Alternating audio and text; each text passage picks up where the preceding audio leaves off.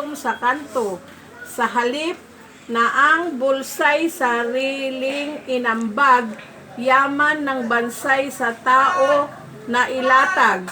Kung wala sanang korupsyon at gobyerno ay tapat, serbisyo'y mabilis, bawat tao'y may sapat, kabataan may pag-asa, pangarap ay abot, hindi na kailangang mangibang bayan at matakot, kalayaan ay dama, tiwala ay buo.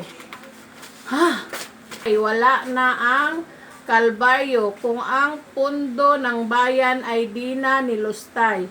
Pilipinas ay taas noo, may tagumpay.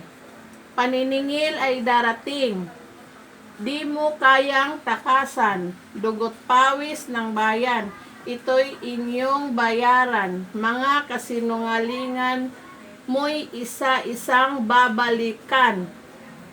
Ng kwento, lalabas din ang katotohanan.